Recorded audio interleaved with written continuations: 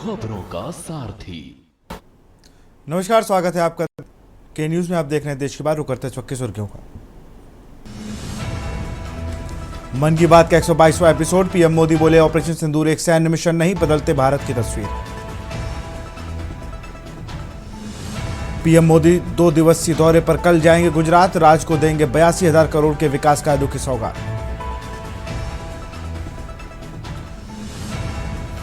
चार राज्यों की 5 विधानसभा सीटों पर 19 जून को होंगे उपचुनाव। 23 को आएंगे नतीजे। 25 जून से पहले होनी है चुनाव प्रक्रिया।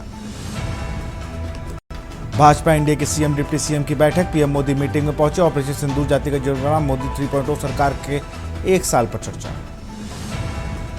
देश में बीते 24 घंटे में कोरोना से 2 मौतें, 27 नए केस मिले। एक्टिव मरीज 363 हुए। स्वास्थ्य मंत्रालय ने बैठक की। तय समय के से 8 दिन पहले केरल पहुंचा मानसून। यह 16 साल में सबसे जल्दी। 4 जून तक एमपी यूपी पहुंचने की संभावना। आप देख रहे हैं के न्यूज, खबरों का सारथी। राष्ट्रीय जनतांत्रिक गठबंधन एनडीए के रविवार को दिल्ली में एकजुटता प्रदर्शन किया गया। प्रधानमंत्री नरेंद्र मोदी की अध्यक्षता में आयोजित इसमें 20 राज्यों के मुख्यमंत्री और उप मुख्यमंत्री शामिल हुए। बैठक से 3 अहम राजनीतिक और रणनीतिक संदेश सामने आए हैं। राष्ट्र की सुरक्षा पर निर्णायक कार्रवाई की सराहना, सामाजिक न्याय के लिए जातिगत जनगणना के संगठन में प्रस्ताव और विकास को सर्वोच्च प्राथमिकता देने पर व्यापक मंथन हुआ। इसके साथ ही बैठक से बिहार विधानसभा चुनाव को लेकर एनडीए की रणनीति के संकेत भी साफ तौर पर उभर कर सामने आए हैं। बैठक में ऑपरेशन सिंदूर और जातिगत जनगणना पर बधाई प्रस्ताव लाया गया। शिवसेना नेता उप मुख्यमंत्री एकनाथ शिंदे ने अभिनंदन प्रस्ताव पर प्रधानमंत्री नरेंद्र मोदी की खुलकर तारीफ की और कहा कि ऑपरेशन सिंदूर ने आम भारतीयों में आत्मविश्वास और गर्व की नई भावना पैदा की।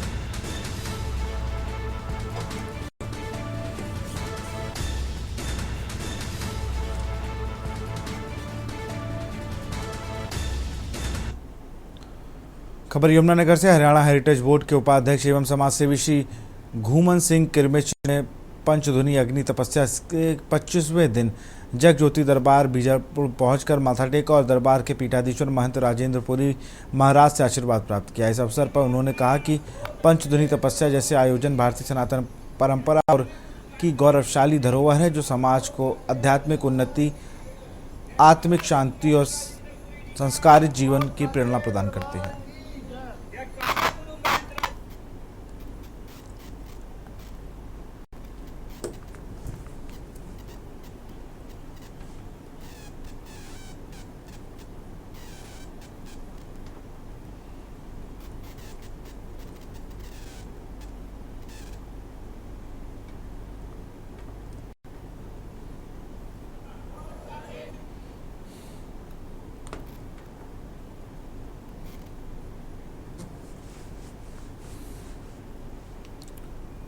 यमुनानगर की सड़कों पर जब बरसात के पानी ने दस्तक दी और जगह जगह जलभराव की सूचना मिलते ही बरसात के बीच यमुनानगर की मेयर सुमन बहमनी खुद मैदान में उतरी। कीचड़ से सनी गलियों में घूमकर उन्होंने देखा कि उनके शहरवासी किन तकलीफों से जूझ रहे हैं। नाला सफाई का काम करने वाली एजेंसी के ठेकेदार को मेयर ने मौके पर ही जमकर फटकार लगाई। साथ ही अधिकारियों को चेतावनी दी, जलभराव के समय गैर हाजिर रहना अब माफ नहीं किया जाएगा। मेयर सुमन ने लोगों को घरों में जाकर हालात देखने और आश्वासन दिया।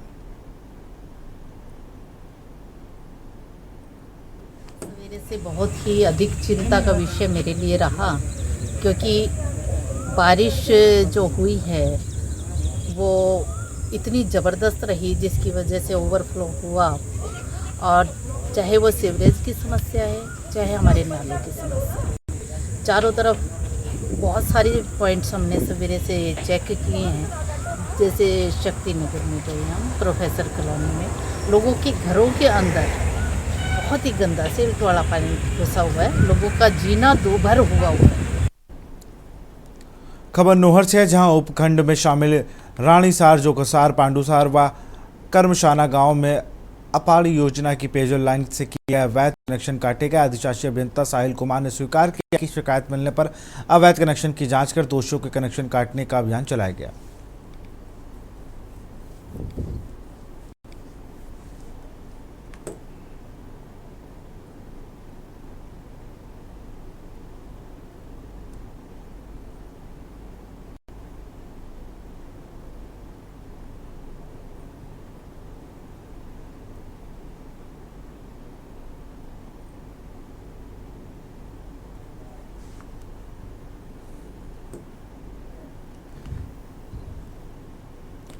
करवदा में तेज रफ्तार यात्री बस पलटी। पंडरिया थाना इलाके के किशनुगढ़ में हुआ हादसा। 20 से 25 लोग घायल। स्थानीय ग्रामीणों ने की मदद। बस की रफ्तार तेज होने से ड्राइवर ने खोया नियंत्रण। प्रत्यक्षदर्शी घायलों को पंडरिया सामुदायिक स्वास्थ्य केंद्र में भर्ती कराया गया।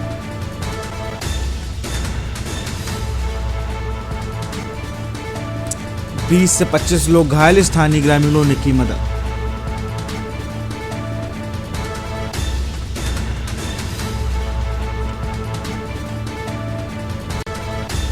करवदा में तेज रफ्तार यात्री बस पलटी।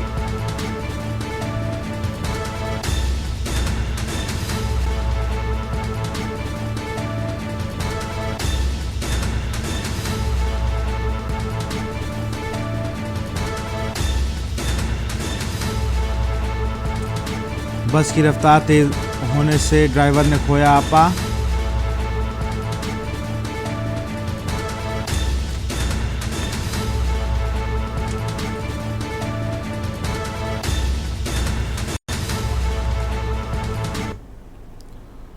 खबर बेमेतरा से, जहां गंडई में ब्लॉक कांग्रेस कमेटी ने संविधान बचाओ रैली का आयोजन किया। रैली में शामिल होने पहुंचे पूर्व सीएम भूपेश बघेल का मुख्य चौक पर कार्यकर्ताओं ने जोरदार स्वागत किया। इस दौरान कांग्रेस कार्यकर्ताओं ने पूर्व सीएम को मोतीचूर के लड्डू से तौलकर भव्य स्वागत किया। रैली में शामिल नेता कार्यकर्ता प्रमुख मार्गों से होते हुए मां गंगई मंदिर पहुंचे, जहां पूजा अर्चना के अलावा सभा को संबोधित करते वक्ताओं ने भाजपा पर संविधान की अनदेखी का आरोप लगाया।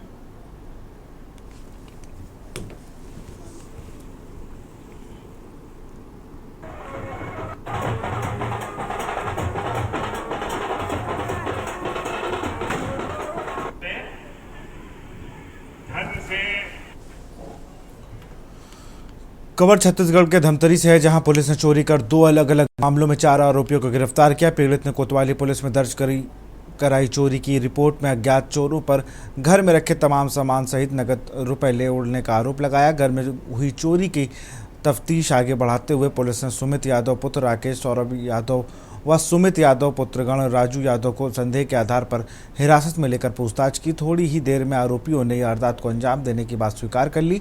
पुलिस ने उनकी निशानदेही पर 1 नग टीवी, 1 नग होम थिएटर, 2 नग गैस सिलेंडर, 2 नग लोटा और 1 सोने का लॉकेट बरामद किया है।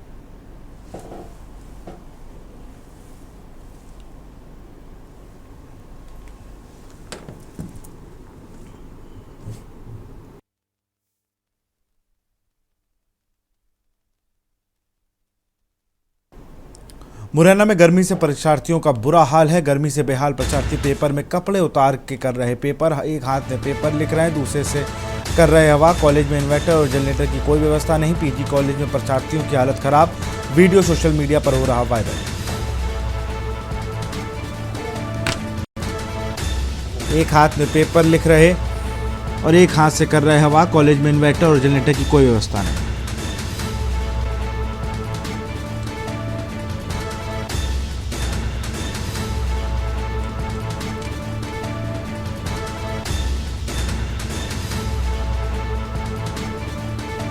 पीजी कॉलेज में परीक्षार्थियों की हालत खराब।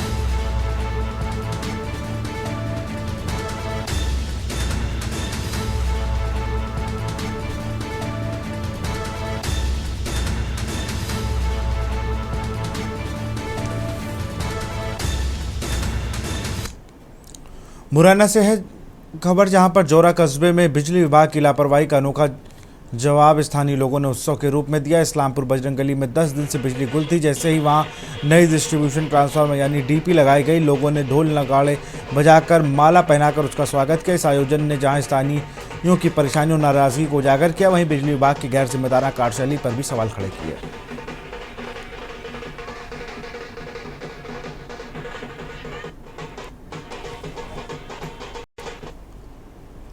मध्य प्रदेश के मैहर पुलिस विभाग से जुड़ा एक चौंकाने वाला मामला सामने आया है। पुलिस लाइन में तैनात आरक्षक विष्णु प्रभाकर ने आरोप लगाया है कि बीमार पत्नी के इलाज के लिए छुट्टी मांगने पर सूबेदार नृपेंद्र सिंह ने न सिर्फ अभद्रता की बल्कि गालियां देते हुए उसका मोबाइल भी तोड़ दिया। आरक्षक ने बताया कि उसने पत्नी की हालत दिखाने के लिए वीडियो कॉल भी किए, लेकिन सूबेदार ने अधिकारी होने का रौब दिखाते हुए उसके साथ दुर्व्यवहार किया।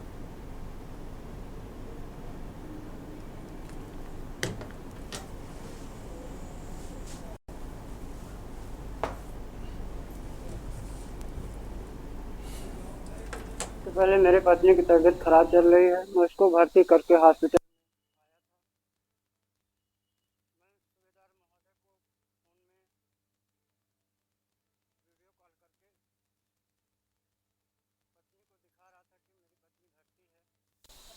श्रीमान हॉस्पिटल में देख लें, हमें कल छुट्टी चाहिए। बस इतनी सी बात थी। श्रीमान ने के द्वारा मेरी मोबाइल छीन कर समस्त स्टाफ के सामने मुझे लज्जित कर मेरे मोबाइल पटक कर फोड़ दिए। एक बार नहीं 3-4 बार मेरी मोबाइल पटके हैं, जिससे मेरा नुकसान हुआ है। मैं वैसे भी तकलीफ में हूँ, मेरी पत्नी की तबीयत ज़्यादा ख़राब है। 1.5-2 लाख की पहले भी मैं दवाई करा चुका हूँ, अभी भी दवाई चल रही है। मैं आरक्षक द्वारा आवेदन की, ये अभी आप ही के माध्यम से मुझे पता लगा है। थाना पर आवेदन उसके द्वारा दिया गया है और थाना प्रभारी को मैंने बताया है कि इसमें जांच कर लें और जो भी उचित कार्रवाई हो उसके संबंध में प्रतिवेदन प्रस्तुत करें। निंडोरी के सिमरिया तिराहे के पास तेज रफ्तार पिकअप वाहन अनियंत्रित होकर पलट गया। हादसे में 1 दर्जन से अधिक बाराती घायल हो गए। सभी घायलों को जिला अस्पताल में भर्ती कराया गया, जहां उनका उपचार चल रहा है। यह बारात पुरानी डिंडोरी से मडियारस लौट रही थी। पुलिस ने मौके पर पहुंचकर जांच शुरू कर दी है।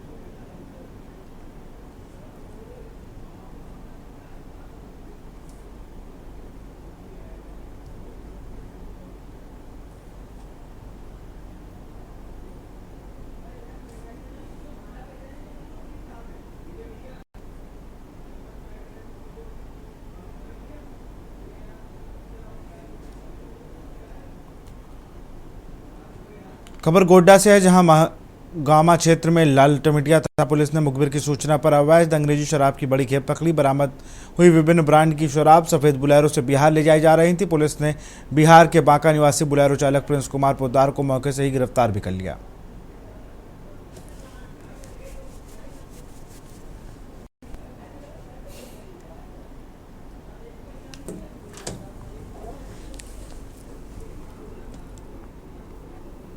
दिनांक 23 मई को सुबह में थाना को गुप्त सूचना मिली थी कि एक बोलेरो गाड़ी में, जिसका रजिस्ट्रेशन नंबर BR10 PA 2541 है, इसमें अवैध शराब का परिवहन किया जाता है, जो बिहार की तरफ ले जाता है। गुप्त सूचना का सत्यापन और आवश्यक कार्रवाई के लिए जब थाना की गश्ती टीम पुलिस अधीक्षक महोदय गुड्डा के निर्देशानुसार निकली थी, तो लोहंडिया बाजार से आगे गाड़ी को आते देखा गया। जब इशारा किया गया रोकने का, तो वो गाड़ी दूर में ही खड़ा करके ड्राइवर भागने का प्रयास किया, जिसको टीम के द्वारा दौड़ाकर पकड़ा गया और जब बोलेरो का तलाशी लिया गया। बंधावे खबर है, पति पत्नी की हार्ट अटैक से मौत। पति पत्नी दोनों की हार्ट अटैक से एक साथ मौत। एक साथ पति पत्नी दोनों को पड़ा हार्ट अटैक।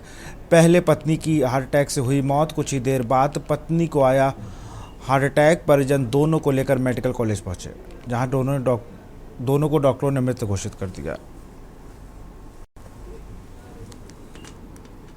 पहले पत्नी की हार्ट अटैक से हुई मौत,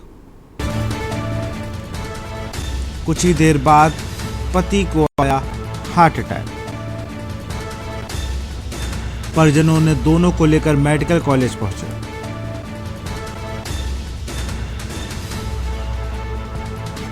डॉक्टर ने पति पत्नी दोनों को मृत घोषित किया। वजीरगंज भाजपा मंडल महामंत्री गौरव के माता पिता की मौत।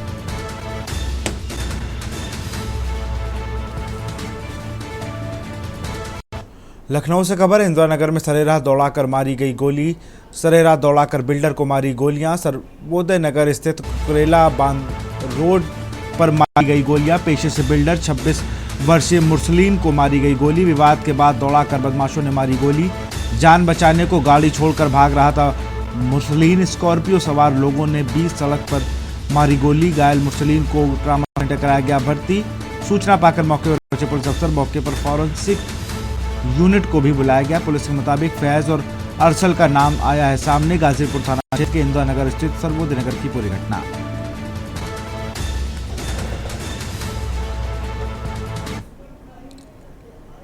औरैया से खबर, पूर्व बसपा विधायक शेखर तिवारी गिरफ्तार। मनोज गुप्ता हत्याकांड में उम्र कैद की सजा काट रहे थे। सजा कैदियों में को मर्सी नज़ीर के आधार पर दी थी जमानत। इसी आधार पर फरवरी 2024 में उरई जेल से रिहा हुए थे। सुप्रीम कोर्ट ने अपना आदेश किया निरस्त। जमानत रद्द कर सरेंडर न करने पर CJM कोर्ट ने जारी किया NBW। दिव्यापुर थाना पुलिस ने शेखर तिवारी को पकड़ा। गिरफ्तारी के बाद कोर्ट ने इटावा जेल भेज दिया। सुप्रीम कोर्ट ने अपना आदेश निरस्त कर जमानत रद्द की।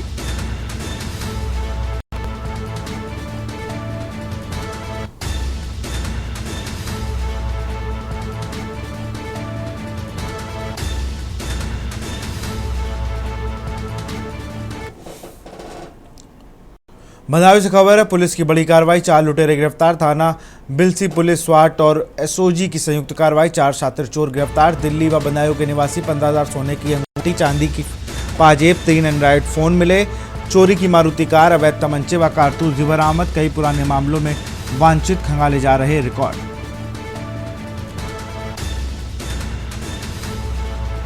$15,000 सोने की अंगूठी, चांदी की पाजेब, 3 एंड्रॉइड फोन मिले।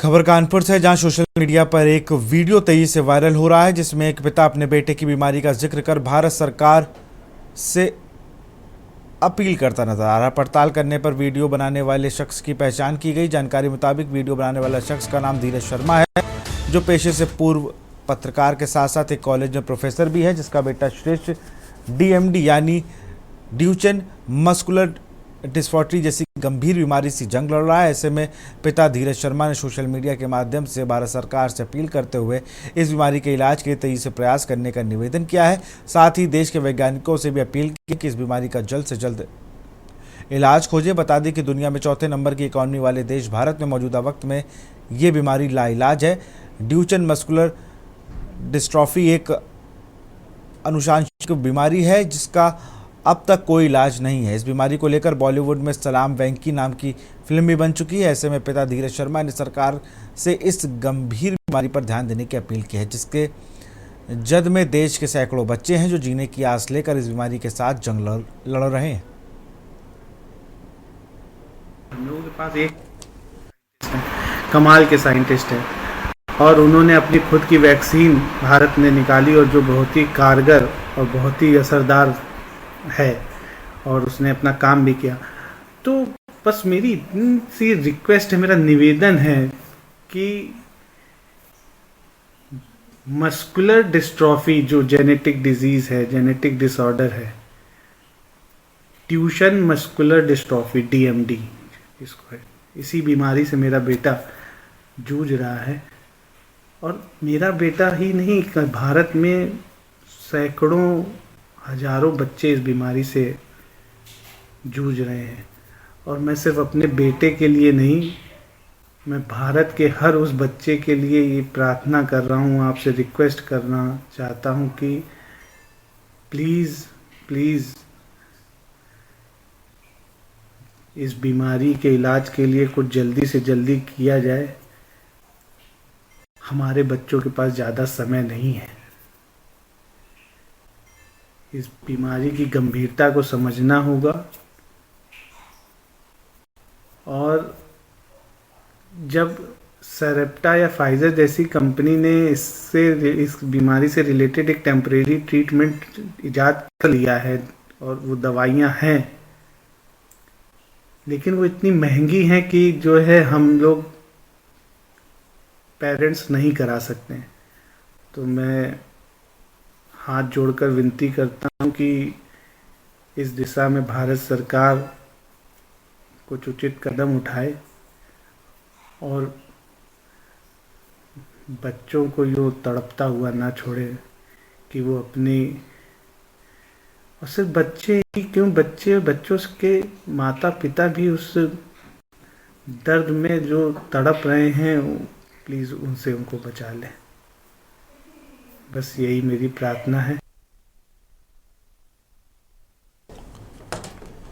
रायबरेली में नवनिर्मित चंदापुर थाने में का उद्घाटन करने पहुंचे उत्तर प्रदेश के पुलिस प्रमुख DGP प्रशांत कुमार ने अपने 31 मई को समाप्त होने वाले कार्यकाल को लेकर बड़ा बयान दिया। DGP प्रशांत कुमार ने कहा, यह सब एक सामान्य प्रक्रिया है, यह सब सरकार और मुख्यमंत्री के नेतृत्व में होता है। पुलिस बिना किसी दबाव के पूरी ईमानदारी और समर्पण के साथ काम कर रही है। उन्होंने यूपी सरकार की जीरो टॉलरेंस की नीति की भी सराहना करते हुए कहा कि पुलिस विभाग इस नीति को पूरी तरह लागू कर रही है। प्रशांत कुमार ने कहा, महाकुंभ जैसा भव्य आयोजन सकुशल संपन्न हुआ, जो पुलिस की कड़ी मेहनत और समन्वय का परिणाम है। अपने कार्यकाल की उपलब्धियों को याद करते हुए डीजीपी ने कहा कि प्रदेश में कानून व्यवस्था के साथ साथ नए थानों का निर्माण भी एक महत्वपूर्ण कदम है, जिसका उदाहरण चंदापुर थाना प्रशांत कुमार की अगुवाई में यूपी पुलिस ने कई चुनौतियों का सामना किया और राज्य में सुरक्षा व व्यवस्था बनाए रखने के लिए महत्वपूर्ण भूमिका निभाई।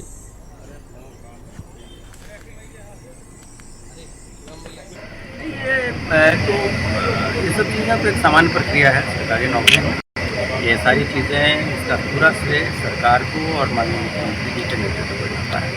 इन्होंने सबसे पहले इस क्राइम क्रिमिनल के खिलाफ जीरो टॉलरेंस की नीति को अपनाया और पुलिस को पूरी तरीके से स्वतंत्र रखा किसी भी अन्य प्रकार के से, जिससे इसके परिणाम आए। अभी आपने देखा होगा कुछ महीने पहले ही महाकुंभ हुआ, तो पूरे विश्व के लिए एक मॉडल है।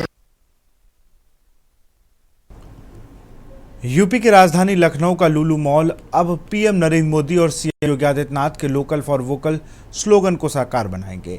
इसके लिए लखनऊ सहित राज्य अन्य जिलों के स्थानीय उत्पादकों को पहचान दिलाई जाएगी। फिलहाल मॉल की ओर से इसके लिए 3 दिवसीय लुलु फैशन वीक 2025 आयोजित कर चिकन परिधानों में कलाकारों से रैंप वॉक कराया गया। साथ ही ज्वेलरी फैशन स्टोर भी शुरू हुआ। लुलु मॉल के क्षेत्रीय प्रबंधक नुमान अजीज खान का दावा है कि आगे भी ऐसे कार्यक्रम आयोजित होते रहेंगे।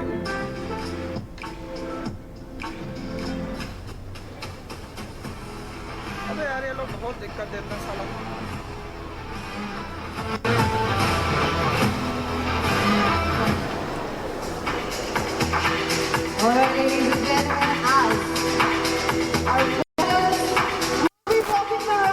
नमस्ते। लुलु फैशन वीक 2025 जो 23 मई से लेकर 25 मई तक के ये कार्यक्रम रहा है।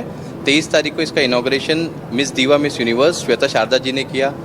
कल यानी 24 तारीख को आमिर अली जो बॉलीवुड एक्टर और सेलिब्रिटी, उन्होंने रैंप वॉक किया। आज जैसे कि आप देख सकते हो, लुलु फैशन स्टोर ने अपना खुद का ज्वेलरी यहाँ पे लॉन्च किया है। उसके साथ साथ आज की जो सेलिब्रिटी गेस्ट जो है जोया अफरोज जी है, वो अगेन इवनिंग में रैंप पर चलेंगे और ये सेलिब्रिटी इंटरेक्शन अपने फैंस के साथ और लुलु के कस्टमर्स के साथ होने वाला है। 3 दिन में बहुत सारे ब्रांड्स यहाँ पे लॉन्च हुए हैं। चिकनकारी जो लुलु फैशन स्टोर का अगेन एक प्राइवेट लेवल ब्रांड है, वो लखनऊ की जो पहचान भी है चिकनकारी, वो भी यहाँ पर लुलु फैशन वीक में लॉन्च हुआ है। इसके साथ साथ यहाँ पे US Polo, Amukti, Kashvi, Peter England, ऐसे सारे ब्रांड ने अपने न्यू समर कलेक्शंस यहाँ पे लॉन्च किए हैं इस मंच पर। और जैसे कि आप जानते हो कि यहाँ पे बच्चे भी काफ़ी सारे बच्चे मंच पर चले हैं। ये सारे बच्चे यूपी लखनऊ से है, तो ये एक प्लेटफॉर्म है यूपी वालों के लिए, लखनऊ वालों के लिए अपनी स्किल्स, अपनी पोटेंशियल दिखाने के लिए। और इसी तरीके की एक्टिविटीज़ लुलु हमेशा करते हुआ है। लुलु मॉल, लुलु फंटूरा और लुलु फैशन स्टोर। और यहाँ रुकते छोटे से ब्रेक के लिए। आप देख रहे हैं के न्यूज, खबरों का सारथी। विमल में गुलिस्तां की ये कुछ लजीज फरिश्ते जब साथ घुले तो जी ललचाए और दिल कहे कि स्वाद की इस जुबान में खुद को ऐसा डुबाऊं कि निकल ना पाऊं। विमल की जुबान कुछ है ही ऐसी, मानते हैं ना? विमल, बोलो जुबां केसरी। आप देख रहे हैं के न्यूज, खबरों का सारथी। ब्रेक के बाद आपका स्वागत है। कांग्रेस के वरिष्ठ नेता और उप नेता सदन प्रमोद तिवारी ने प्रधानमंत्री नरेंद्र मोदी के खून नहीं सिंदूर बहरावा बयान पर तीखी प्रतिक्रिया दी। प्रयागराज में तिवारी ने सेना और देशभक्ति को लेकर कई सवाल उठाए। तिवारी ने कहा कि हमें अपनी सेना के पराक्रम और सटीक निशानेबाजी पर गर्व है। उन्होंने पूछा कि लद्दाख में चीन द्वारा 21 जवानों की शहादत पर प्रधानमंत्री चुप क्यों रहे। साथ ही सवाल किया कि शिमला समझौते को दरकिनार कर अमेरिका की ट्रंप सरकार ने तरफा सीज फायर की घोषणा की, तब भी चुप्पी क्यों साधी। कांग्रेस नेता ने आरोप लगाया कि सरकार की चुप्पी और विदेश नीति की कमजोरी ने सेना का मनोबल गिराया। उन्होंने कहा और सवाल भी किया कि सेना के मोर्चे पर डटे होने के बावजूद सीज फायर की घोषणा दिल्ली की बजाय वॉशिंगटन से क्यों हुई। तिवारी ने विदेश मंत्री के उस बयान पर भी सवाल उठाया जिसमें कहा गया था कि हमले से पहले पाकिस्तान को सूचना दे दी गई थी। उन्होंने कहा कि ऐसे में आतंकी हमले ही अपने ठिकाने बदल चुके होंगे। हाफिज सईद और उमर जैसे आतंकी आज भी खुले में घूम रहे हैं।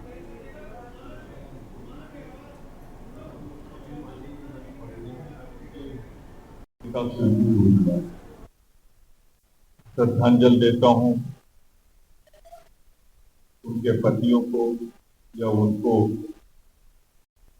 जो आतंकवाद की दहशत अंतर हुए, और सर झुकाकर शर्म महसूस करता हूँ कि हम आपको सम्मान तो देना चाहते हैं, शहीद का दर्जा देना चाहते हैं, मौजूदा सरकार नहीं दे रही है।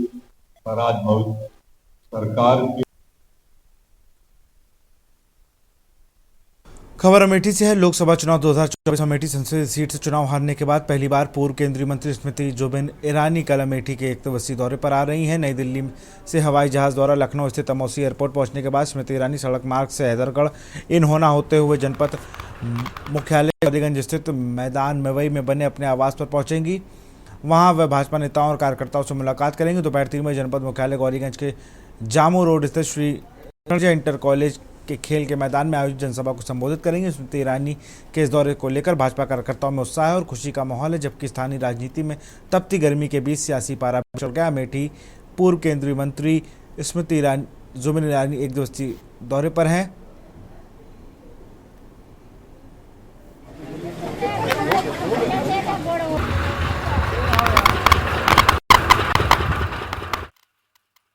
सहारनपुर पहुंचे भाजपा के फायर ब्रांड नेता और सरधना से पूर्व विधायक संगीत सोम ने कहा कि आज देश के जयचंदों से बचने की जरूरत है। उन्होंने कांग्रेस नेता राहुल गांधी, पूर्व मुख्यमंत्री अखिलेश यादव और असदुद्दीन ओवैसी को जयचंद तक कह डाला था। सपा कांग्रेस गठबंधन को ठग बंधन बताया। दरअसल क्षत्रिय समाज द्वारा जनपद सहारनपुर की तहसील बेहट इलाके के गांव फतेहपुर कला में क्षत्रिय सम्राट पृथ्वीराज चौहान की जयंती पर कार्यक्रम आयोजित किया गया।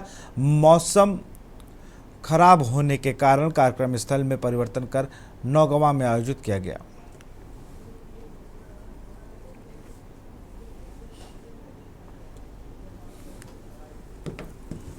कोई नहीं रोक सकता, और जिस प्रोग्राम की परमिशन न मिले मुझे बता दियो, मैं आ जाऊंगा। होगी तुम्हारी परमिशन हो गई, लेकिन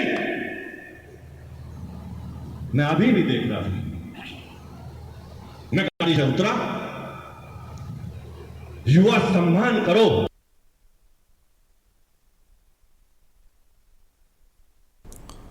हरदोई जनपद के मलवा कस्बे में नकली कोल्ड ड्रिंक का काले कारोबार पर खाद्य विभाग और पुलिस की टीम ने संयुक्त रूप से छापेमार कार्रवाई कर नमूने टेस्टिंग के लिए भेज दिए। अब देखना होगा कि खाद्य विभाग ऐसे लोगों को क्या कार्रवाई करता है।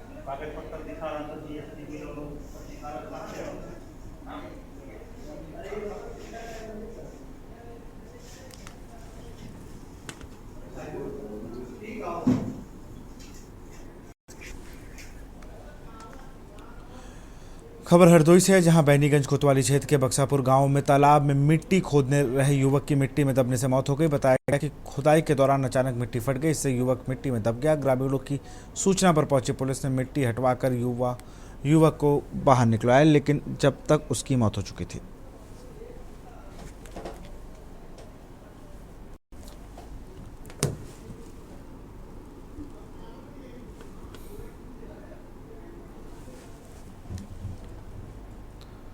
और बाराबंकी से, जहां मोहम्मदपुर खाला थाना क्षेत्र के गोंडा बसंतपुर गांव में पुलिस ने बीज व्यापारी की मौत मामले में 8 आरोपियों को गिरफ्तार कर लिया है। मृतक के परिजनों के आरोप के मद्देनजर गिरफ्तार आरोपियों से पुलिस कड़ी पूछताछ कर रही है।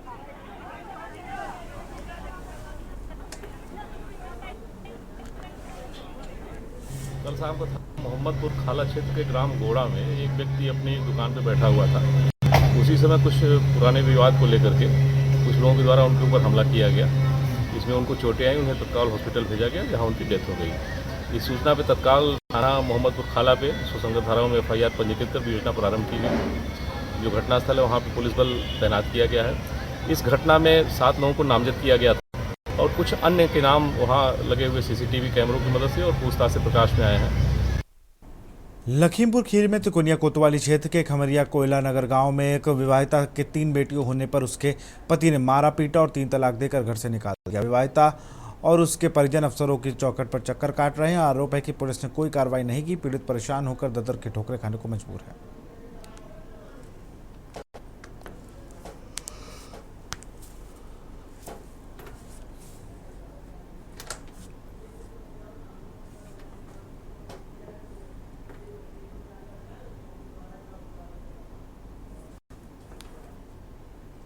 खबर आगरा से। केरल से ताजमहल को बम से उड़ाने की धमकी का ईमेल आने के बाद हाई अलर्ट है। पर्यटन विभाग के केरल से शनिवार सुबह ईमेल के जरिए ताजमहल बम से उड़ाने की धमकी मिली थी, जिस पर CISF, ताज सुरक्षा पुलिस, वन निरोधक दस्ता, डॉग स्क्वाड, पर्यटन पुलिस और भारत पुरातत्व सर्वेक्षण विभाग ने करीब 3 घंटे तक ताजमहल का चप्पा चप्पा छान मारा। हालांकि कहीं कोई संदिग्ध वस्तु नहीं मिली।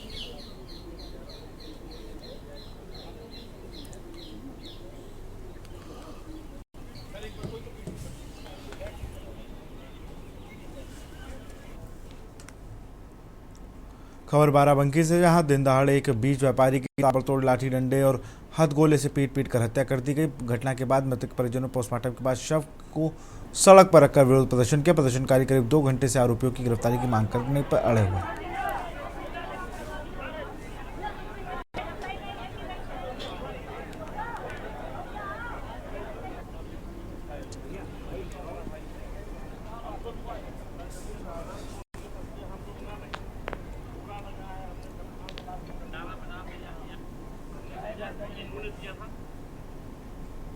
जालौन में तेज गर्मी और बढ़ते तापमान के चलते हीट स्ट्रोक व डिहाइड्रेशन के मरीजों की संख्या को देखते हुए जिला अस्पताल प्रशासन ने सतर्कता बढ़ा दी है। मरीजों को तत्काल राहत देने के लिए अस्पताल में माइनर OT को कोल्ड स्टोर यूनिट में बदला गया है। इस विशेष व्यवस्था में 2 बेड और वाटर टैंक सहित 24 घंटे इमरजेंसी सुविधा उपलब्ध है। चिकित्सकों के अनुसार यदि कोई मरीज अचानक डिहाइड्रेशन या सन स्ट्रोक का शिकार होता है तो उसे तुरंत इस कोल्ड स्टोर यूनिट में भर्ती कर उपचार दिया जाएगा। यूं तो उत्तर प्रदेश में भीषण गर्मी का प्रकोप चल रहा है।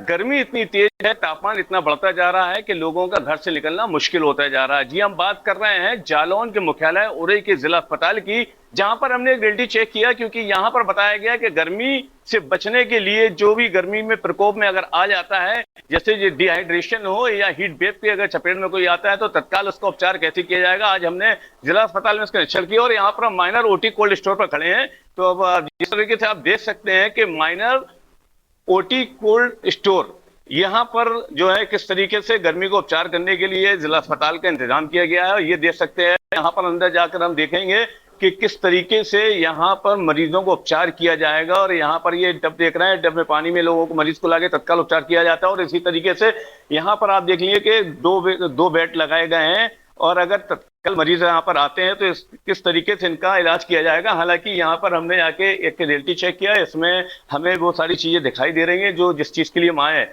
तो हम इसमें लेकर डॉक्टर साहब से बात करेंगे कि किस तरीके से मरीज आ रहे हैं और क्या मरीजों की संख्या है। डॉक्टर साहब, हमारे चैनल में स्वागत है आपका। डॉक्टर साहब, किस तरीके गर्मी का प्रकोप चल रहा है, कैसे मरीज आ रहे हैं और किस तरीके से इलाज हो रहा है? जी, इस समय जो हर साल की अपेक्षा ये अपना मई और जून के महीने में ये जो हीट स्ट्रोक के जो पेशेंट आते हैं, हीट वेव के हाई टेम्परेचर वाले आते हैं, बुखार रहता है, उन्हें बहुत ज़्यादा परेशानी होती है, तो यहाँ हमने हीट वेव एक रूम बनाया हुआ है कोल्ड स्टोर। तो इसमें अपन ने जो पानी भरा हुआ है इसमें आइस भी डाल देते हैं, पानी ठंडा रहे। जैसे मरीज आता है, टेम्परेचर उसका ज़्यादा रहता है, 102, 3, 4 जितना भी, तो इसको अपन ने पानी में उसको डुबा देते हैं, या मतलब जो पानी में उसको भिगोते हैं अपन लोग, तो उसका टेम्परेचर नॉर्मल आ जाता है। अच्छा। इसके बाद 2 बेड बनाए हुए हैं, इसमें पेशेंटों को लेटाते हैं, फिर इसके बाद अपन उपचार, प्राथमिक उपचार ये होता है, सेकेंडरी जो ट्रीटमेंट है वो मेडिसिन द्वारा अपन देते हैं। अच्छा, लगातार जो गर्मी चल रही है इसमें किस तरीके से मरीज आ रहे हैं और कितने मरीज डेली आते हैं? कितना मरीज ज्यादा आ रहे हैं। अच्छा, तो किस तरीके से इनका उपचार किया जा रहा है? जो मौसम वाले मरीज आ रहे हैं उनको हम एडमिट करते हैं वार्ड में IV फ्लूइड द्वारा, फिर इसके बाद मेडिसिन, उनकी मॉनिटरिंग होती है, 2-3 दिन के लिए एडमिट किया जाता है। हीट वेव वाले आते हैं उनका पहले टेम्परेचर करते हैं, फिर इसके बाद अपन ट्रीटमेंट। अच्छा, ये कितने दिन से ये चल रहा है? ये अपना 1 तारीख से करीब स्टार्ट हो गया था, जब से हाई टेम्परेचर रहता है एनवायरमेंट में, तभी से अपन कोल्ड स्टोर बनाते हैं यहाँ पे। अच्छा, ये मरीज कितने दिन तक यहाँ रुकते हैं और उनका उपचार क्या रुक के कराया जाता है या फिर उनको तत्काल इलाज करा के छुट्टी कर दी जाती है? नहीं, जैसे मरीज आता है, टेम्परेचर अपन देखते हैं ज्यादा है तो अपने कोल्ड स्टोर में यहाँ रखते हैं उसको, फिर इसके बाद अपन नॉर्मल वार्ड में शिफ्ट कर देते हैं। अच्छा, ये डॉक्टर साहब थे, इनका साफ तौर से कहना ये है कि जिस तरीके से मरीजों को उपचार यहाँ पे कराया जा रहा है, तत्काल अगर किसी तरीके से कोई भी मरीज आता है उसको उपचार यहाँ पे कराया जाता है। और हमने आपको दिखाया था कि किस तरीके से यहाँ का उपचार होता है। कैमरा पर्सन मनीष पांडे के साथ माजिद अरमान के न्यूज जालौन। ब्रेक के बाद आपका स्वागत है खबर एटा से, जहां जिले के जलेसर तहसील क्षेत्र के गांव सिमरा मऊ में तेज गड़गड़ाहट और आकाशीय बिजली की चपेट में आकर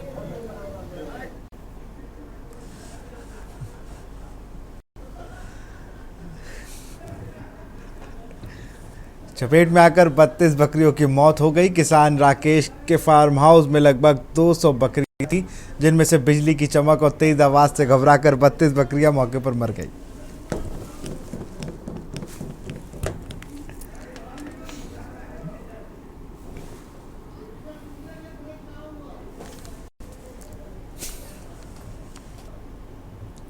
गाजियाबाद के लोनी इलाके में शनिवार रात आंधी और बारिश के बीच अंकुर स्वास्थ्य केंद्र में ले जाया गया, जहां डॉक्टरों ने उन्हें मृत घोषित कर दिया। वीरेंद्र मिश्रा इटावा के रहने वाले थे और अंकुर विहार एसीपी कार्यालय में पेशकार के पद पर तैनात थे।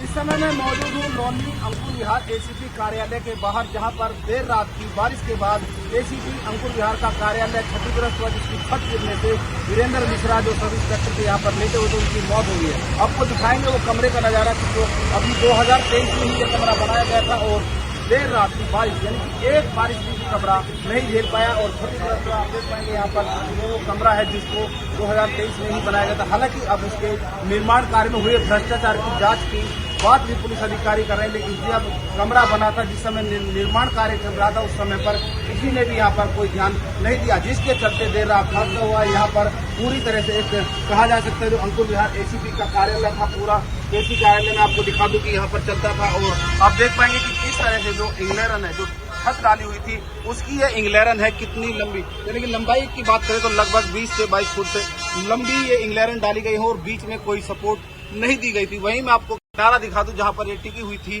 वो दीवार भी कोई मजबूत नहीं बनाई गई थी। एक बारिश में ही ये पूरी तरह से छत गिर पड़ी। यहाँ पर मैं आपको बता दूं एसीपी कार्यालय में एसीपी की पेशी के अलावा तमाम पुलिस कर्मचारी यहाँ पर दिन भर मौजूद रहते थे, जो यहाँ पर एसीपी कार्यालय के कार्य को देखते थे, जिनके यहाँ पर कंप्यूटर टेबल्स फाइल सब यहाँ पर आप देख पाएंगे कि लगी हुई है। और अगर यह हादसा दिन में होता तो कितनी बड़ी जनहानि यहाँ पर हो सकती थी।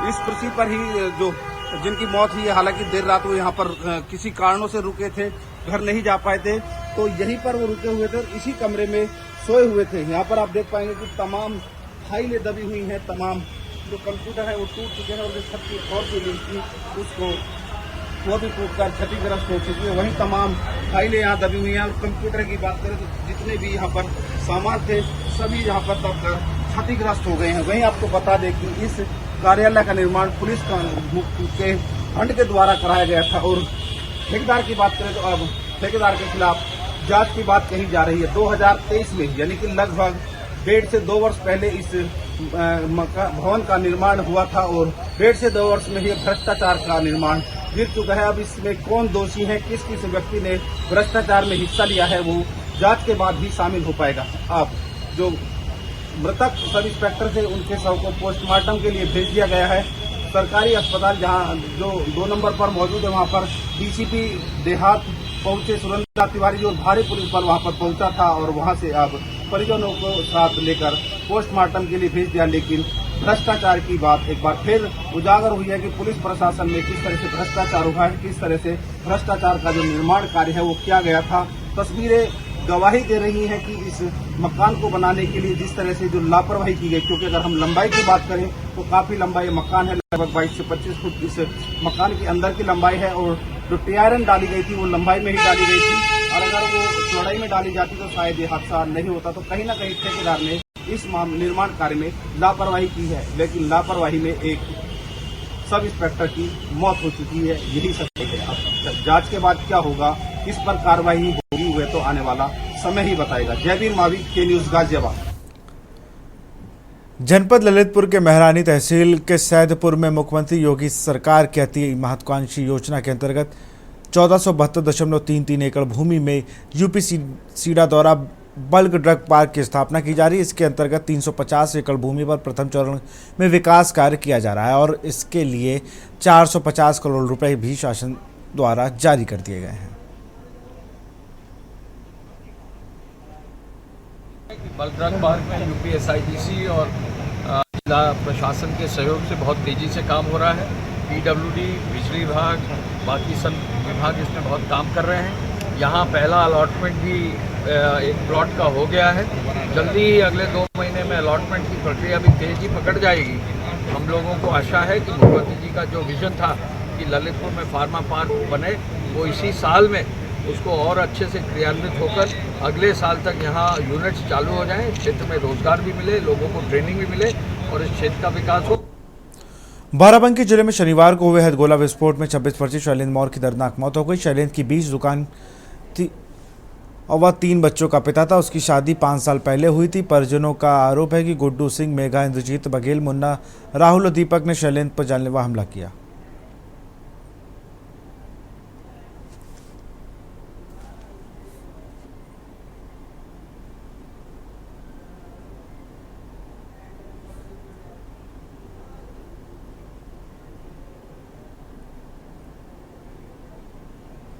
खबर नोएडा से, जहां पुलिस और बाइक सवार बदमाशों के बीच सेक्टर 50 के सामने सर्विस रोड पर हुई मुठभेड़ में गोली लगने से एक बदमाश घायल हो गया, जबकि दूसरे बदमाश को पुलिस ने कमिंग ऑपरेशन के दौरान गिरफ्तार किया है। घायल बदमाश को इलाज के लिए अस्पताल में भर्ती कराया गया है। बदमाशों के कब्जे से लूटा हुआ मोबाइल और स्प्लेंडर बाइक बरामद की गई है।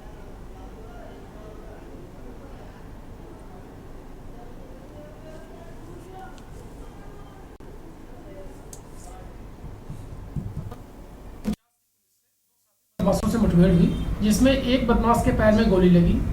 पूछताछ करने पर ज्ञात हुआ कि घायल बदमाश का नाम नौशाद उर्फ टोला है, जो कि मोरना सेक्टर 24 का रहने वाला है, जबकि दूसरे बदमाश को काम्पी जोन पकड़ा गया, जिसका नाम तरुण पुत्र शेर सिंह है। ये भी मोरना और सेक्टर 24 नोएडा रहने वाला है।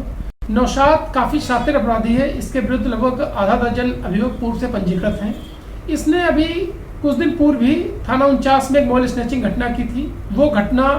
उस घटना में प्रयुक्त मोटरसाइकिल और वो जो मोबाइल छीना गया था, दोनों चीज़ बरामद हुई हैं। इसके अलावा तमंचा, खोखा कारतूस, जिंदा कारतूस भी इनके पास से मिले हैं। घायल को अस्पताल भेजा जा रहा है। अन्य आवश्यक विधिक कार्रवाई की जा रही है। चंदौली के सांसद व पूर्व केंद्रीय मंत्री डॉक्टर महेंद्र नाथ पांडे शनिवार देर रात जिला मुख्यालय स्थित पीडब्ल्यूडी डाक बंगले पहुंचे, जहां उन्होंने भाजपा कार्यकर्ताओं से संगठन की स्थिति पर चर्चा की। इसके बाद वह शहीद सिपाही दुर्गेश सिंह के घर जाकर परिजनों से मिलकर शोक संवेदनाएं व्यक्त की। मीडिया से बातचीत में डॉक्टर पांडे ने राहुल गांधी के विदेश मंत्री एस जयशंकर को जयचंद कहने पर तीखी प्रतिक्रिया दी।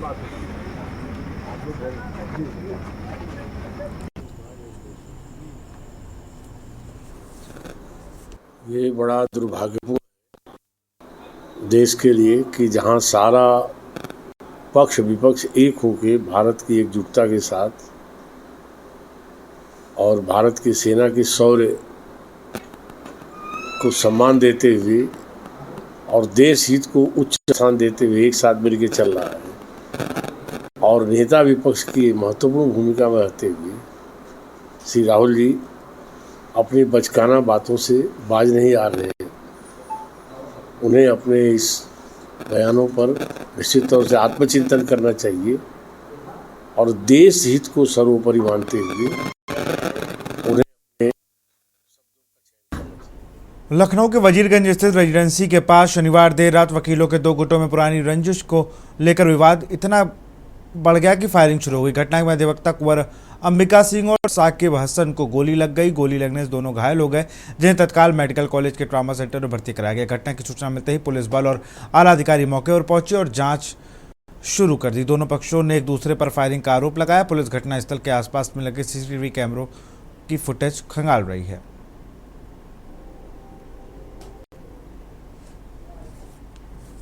साढ़े 11 बजे रात के आसपास थाना वजीरगंज पुलिस को सूचना मिली कि कैसरबाग बस स्टेशन वर्कशॉप तिराहे पर फायरिंग हुई है। इस सूचना पर तत्काल पुलिस मौके पर पहुंची तो प्रथम दृष्टया ये पता चला कि 2 व्यक्तियों को गोली लगी है, जिनमें एक का नाम साकिब और दूसरे का नाम अंबिका सिंह बताया गया है। दोनों का इलाज KGMU में चल रहा है। घटना के कारणों की जांच की जा रही है। फोरेंसिक टीम और सभी अधिकारीगण मौके पर मौजूद हैं। कानून व्यवस्था की अभी कोई समस्या नहीं है।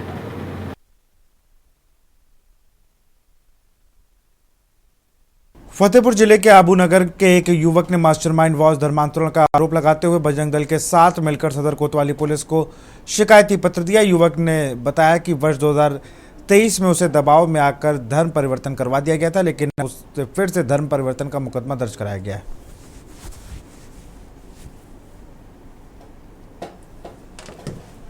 कुलदीप है, सैयद बाड़ा, ये आबू नगर के निवासी हैं।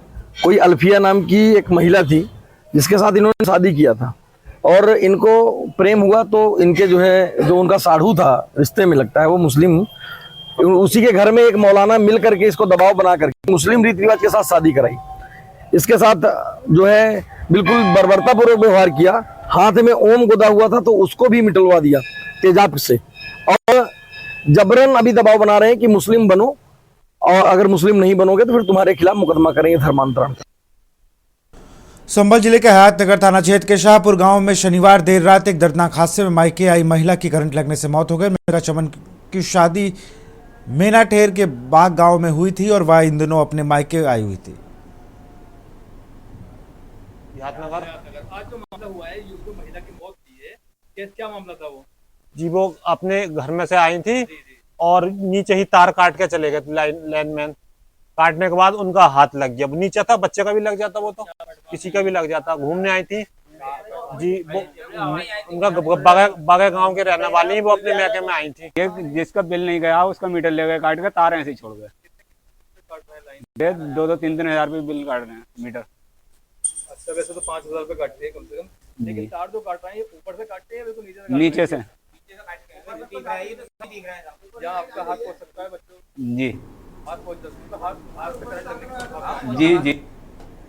सोनभद्र में रेलवे नौकरी दिलाने के नाम पर 50 लाख की ठगी का बड़ा मामला सामने आया है। देवरिया के पंकज मिश्रा समेत कई लोगों को मनोज पांडे नाम के शख्स ने नौकरी का झांसा देकर मोटी रकम वसूली। पैसे वापस मांगने पर आरोपी ने धमकियां दी और मारपीट की।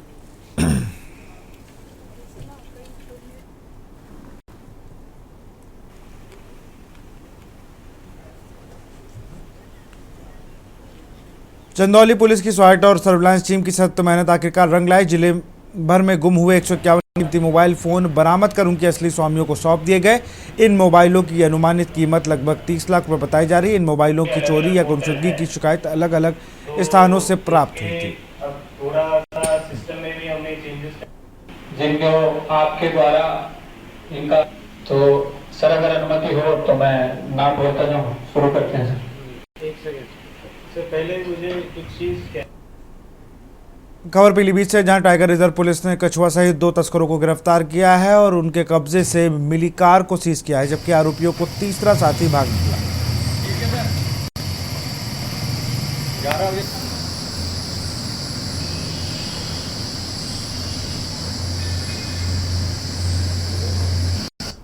मुजफ्फरनगर में शहर की बदहाल सड़कों पर चलना जान जोखिम में डालने से कम नहीं है। एक ही नहीं, अनगिनत सड़कें उबड़ खाबड़ हालात में हैं, जहां हादसे में रोजमर्रा की नियत बन गए हैं। सरकार के सड़कों को अड्डा मुक्त करने के दावे करने पीछे नहीं है, लेकिन यहाँ की सड़कें अपनी दुर्दशा की कहानी खुद बयां कर रही हैं। इसकी हालात तो बद से भी बदतर हुई पड़ी है।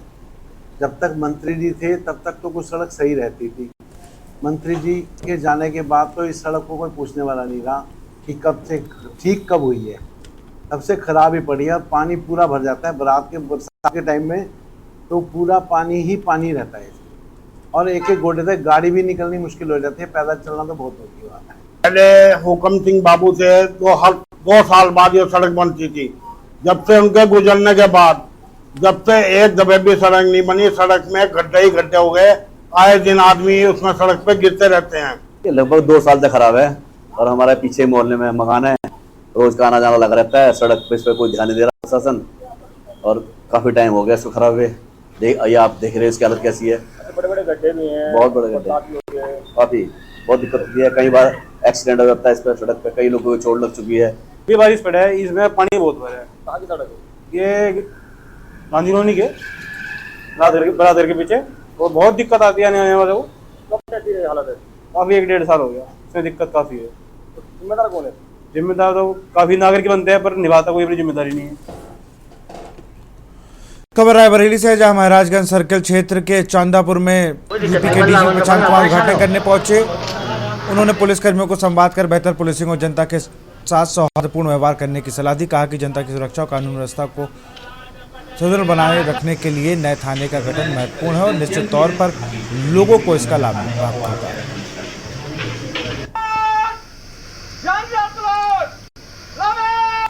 खबर हरदोई से, जहां सवजायपुर विधायक माधवेंद्र प्रताप सिंह ने एक राष्ट्रीय एक चुनाव अभियान को धार देने के लिए क्षेत्र में जन जागरूकता अभियान की शुरुआत की। विधायक ने क्षेत्र के विभिन्न चौक चौराहों पर वॉल पेंटिंग कराते हुए पार्टी एजेंडे में शामिल इस महत्वपूर्ण अभियान को गति दी है। वॉल पेंटिंग के जरिए विधायक द्वारा लोगों को एक चुनाव एक वायदे बताए जा रहे हैं।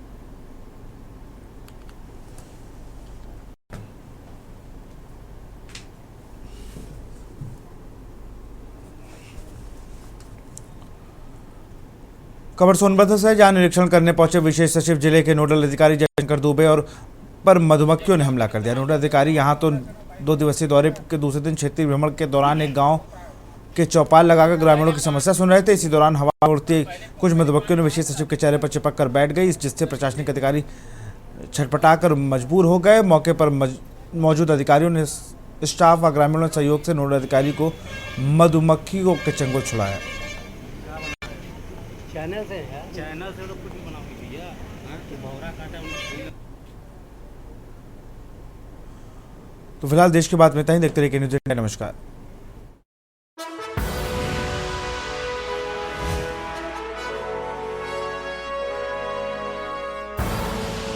आप देख रहे हैं के न्यूज़, खबरों का